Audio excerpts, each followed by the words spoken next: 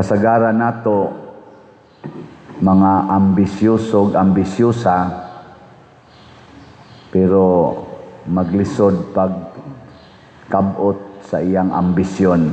Sama ng gusto ko ang akong kinabuhi mahimog yung malampuson, munang maningkamot kog maayo. Gusto ko akong pamilya intact yun, nawa gyoy mga daotang panghitabo, sama ng magkaaway, magkabuwag. Bisag ka ng mga kaslonon, akong pangutanon, kanus-aman inyong schedule magbuwag.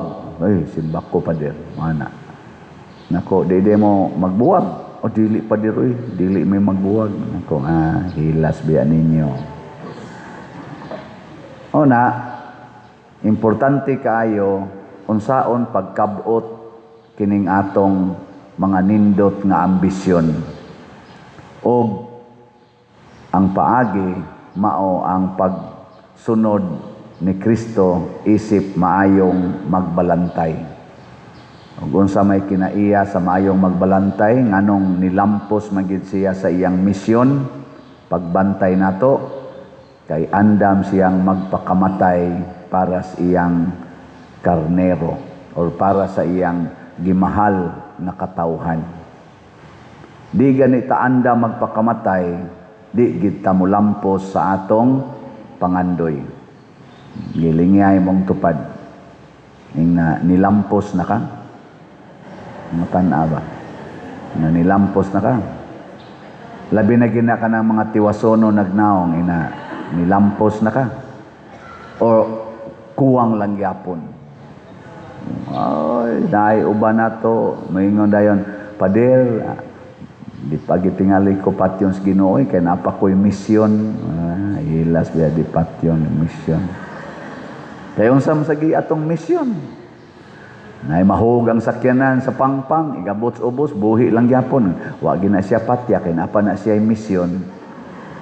Nya katong namatay nga, nursing student nga, graduating karong July, 40 pag yung brighta, wa na dito'y misyon.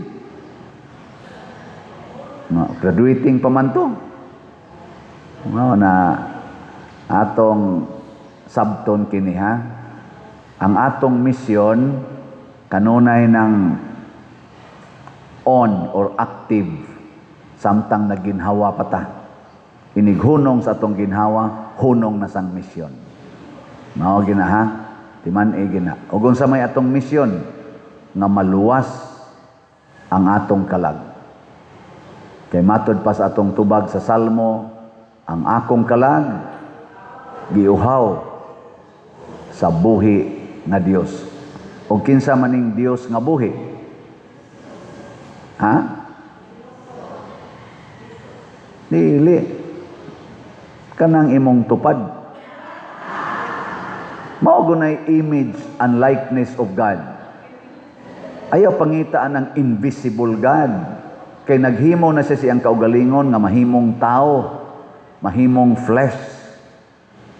Karon ang tanang flesh iya ng images. Sa una, invisible pa to kay Old Testament, igo ra mamingon, God created man, sila Moses. Pero pag abot na gid sa hustong panahon, matud pa ni Gospel ni San Juan, ang Dios nga kaniadto dili makita karon na tao na gyud, nahimo ng tao o pinaagi sa iyang pagkatao, ang tao gihimo niyang Dios. Unya ang Dios nahimong tao, ang tao nahimong Dios. So kanang imong tupad mauna na ang imahin sa buhi nga Dios. Nya unsa may buhaton? Imo nang higugmaon, imo nang alagaran, bahala nagmaunay mo patay nimo. Mao nang ingos Kristo, andam kong magpakamatay para sa akong karnero. Kisa may nipatay niya, ang iya rasang mga gimhigog mga tao. Nya kay iya man giisip nga mautoy Dios niya, anisugot siya patyon. Kay kinsa man day mo patay nato, ang Dios rasad. Matud pas panultihon ni Jacob o ni Job, ang Dios mo'y naghatag. ang Dios rasag mo magkuha. Ay, common kay na ay. Na, gibawi na sa Ginoo ang iyang gipahuwaman nga kinabuhi. Iniingon ako, kanusam sa kamo mga matay. Ay, ang Ginoo ray magbuot, Father. No, sa ato pa, og patyon ka ng imong tupad, mingon ni ka, pagbuot na ni sa Ginoo. Og mao na gibuhat nilang Santiago, nilang San Vicente Ferrer, nila ni San Lorenzo Ruiz, nilang Pedro Calungsod. Pag-abot na gis panahon nga naa ng ilang kasakit, labi na gid ang hulga sa kamatayon, niingon din siya, your will be done. Pasabot, kining espada nga muputol sa kong liog, niingon si Santiago, mao na ni ang imahen sa buhi nga Dios. Mao na ni ang pagbuot sa Dios. Mao sa nay gihuna-huna ni San Pablo sa dihang giputlan siya sa liog. Kung kulatahon kas imong bana, ing napagsulti, gikulatan ako sa Dios. Ana. Di ba? Nya andam kong magpakamatay para sa kabubuton sa Dios. Oh, nindot kayo. O nyarog ingnon kapalit og raffle ticket. Ingnon sa nimo, gipapalit nako sa Dios. Nya mo balibad ka dili. Kusga. Nya nganong gamay makini atong halin. Kamo no mga buangon kay mustanan. Di mo balibad pero dili lang mo palit. Istoryahin ninyo. Pila na may atong halin karon? Oh, tanawa 5,747 pa. Sige, pakpak. Nya ang atong challenge katong one-stop challenge, 27 na ka pledges niya, 7 ang narimit, 20 pa ang wapa karimit. Gana no? Pakpak ya pon. O nya rog ingnon ka sa pari nga nagwali nga suportahin ninyo ha ang atong social media platform. Labi na ning YouTube channel, Padriciano Ubod. View, like, share, og subscribe. Saman, kada adlaw gyud mong nag-view, like, og subscribe. Kada adlaw? Nang uban ni tutok lang sa unsa man na pader. Kada adlaw gyud. Sige tukar diha sa atong kuan. Nya unsa may mahitabo? Og ato nang i-share, ato nang ipaambit, daghan ang kabati sa ato dinhi mga misa, atong wali nga posible nga makahatag sad nila og giyas kinabuhi kay pulong manis Ginoo. Nya ang resulta sad lain makadawat pud ta og income. Adtong niaging buwan sa Marso, ang atong income sa YouTube niabot og 256,000 kapin. So atong pakpakan ang taga YouTube, salamat kaayo. Nya kanira bang atong raffle ticket mga igsoon? Di ba ni parihas ordinaryong raffle tickets, kanang moapil mo raffle tickets o kanang mga swertres, mga loto. Kay ang premyo ana gikan ra sa tao. Kana bang ang mapilian lang ba? Ang mapilian. Pero kining atong raffle tickets kay para man ni siya sa simbahan, para man ni sa atong katilingban, ang premyo ani duha ka buok. Gikan sa tao o gikan sa Ginoo. Nya ang gikan sa Ginoo kay 100% premiumhan gyud ka. Dili na pili-pilion. Ano ha? Pila may premyo gikan sa tao? Usa ka 500,000 gitawag na natog first prize. Mapilian ka kana? Wa gi siguro. Nya ikaduha, second prize, 5 katag 100,000. Mapilian ka nga 5 ram na kabuok? Wa gi siguro. Nya ang ika-third prize 8 katag 50,000. 8 rago na kabuok, mapilian ka na samot nang way siguro. Pero posible kay 8 naman.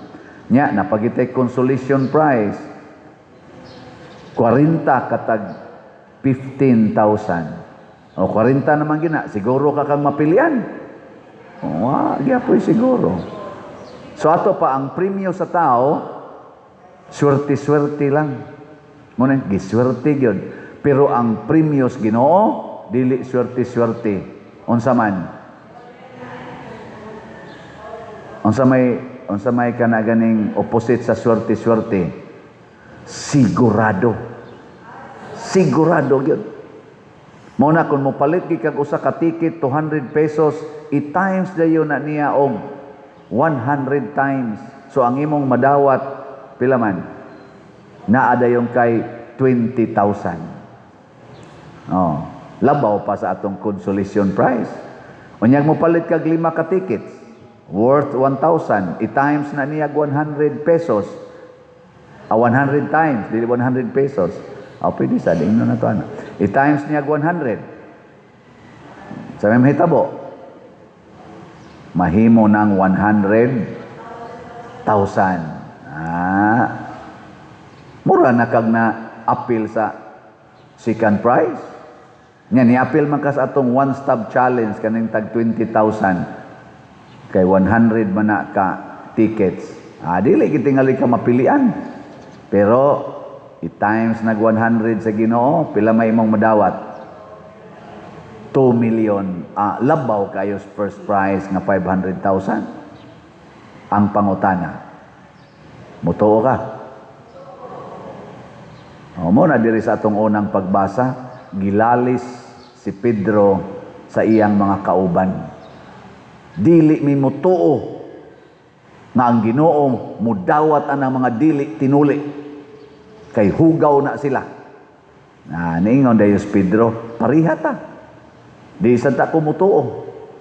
Pero sa dito na ko sa Hopi, sus, nagdamgo ko, gipakita ko sa Ginoo atong gitunton na panapton nga naay daghang mga mananap nga hugaw nya giingnan ko niya pag-ihaw ana nya kaon na Lord wa ko kasuway kaon anang hugaw nga mananap.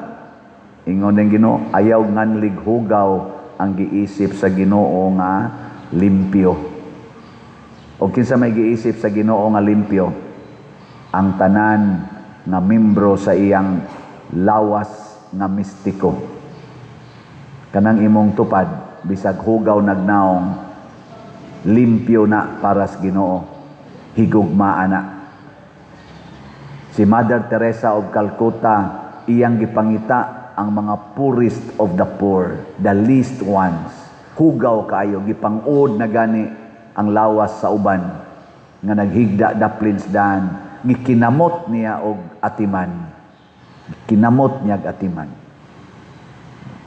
Nga naman, kay para ni Mother Teresa of Calcutta, nga karon Saint Mother Teresa na, Santa Mother Teresa, ang tanang tao, labi na yung labing ubos, maoy presensya sa Ginoo.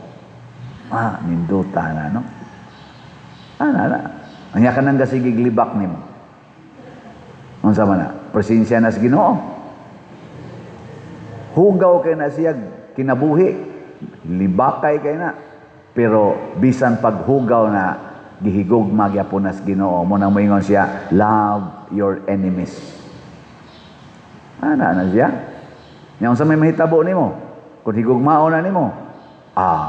Pat yun gyud ka na. Mo na ingos Kristo, ako ang maayong magbalantay, andam kong magpakamatay sa akong gibantayan. Nya naa pay daghan diha nga wa mabilong sa akong panon, sa akong turil. Ako sad mong hangyoon, tiguma sila aron mahimo na lantang usa ka panon ubos sa usa ka magbalantay. Mao nang ato karong tema sa atong Archdiocese of Cebu para sa 29. Nakun-ot ra ba ng atong tema na skilid. Ako nang gipalit dito, baligya na dito sa Kunomos ito ka baligya na. Aray. Nakun-ot ato yan ang tarongon. Journeying together as church fully alive. Kanya, pulos din ni buutan ang taga Cebu. Daghang kay buangon. Ang kanil din taga Compostela, pulos din ni buutan. Maila na sulti usahay. Kanang tanang Gabrunda, pulos din na buutan.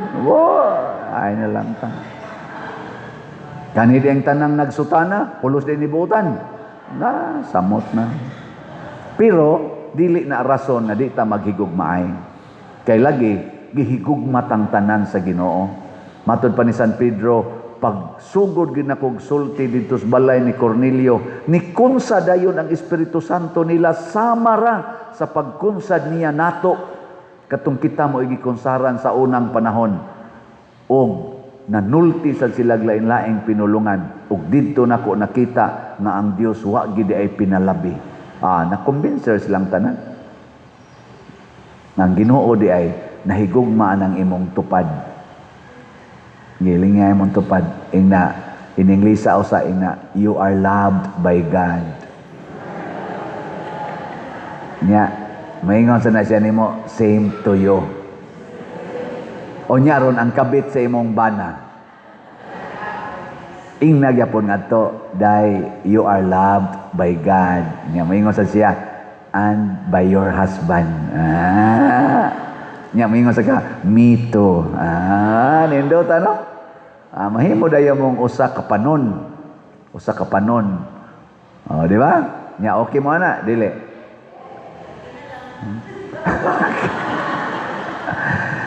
Kani yung tinubagan sa mga yawan o no, murag kanan kontra gusto ba, kontra gusto. Sige, bahala na mo diya, basta maunay kamatuuran og maunay makatagbaw sa atong kalag. Naot unta natong mga leaders karon, labi na ning atong mga congressmen na sikat kay karon tungod ana ilang impeachment process para sa atong VP Sara. Naot unta musunod sila sa pagkamaayong magbalantay nga maghigugmaay. Nya unsaon man pag-impeach out of love, ibase gyud kamatuoran, dili ibase sa political agenda ang kamatuoran. Unsaon man pagpapriso sa tao out of love, ibase gyud sa hustisya ug sa kamatuoran, dili sa mga butang-butang nga mga ebidensya. Unsaon man paghigugma ang mga buangon nga naglutos nimo, ibase gyapon sa kamatuoran. Nakitang tanan muagi ra aning kalibutana ug ang tinuod natong puloy-anan na wa nagay buangon didtong masagol tuas langit. Last na lang lingi sa imong tupad. Ingna gusto ko malangit ang duha. Gusto ko malangit ang duha. Nya, ikas ang gisultihan, tubag gasad ing na mamalit na ta.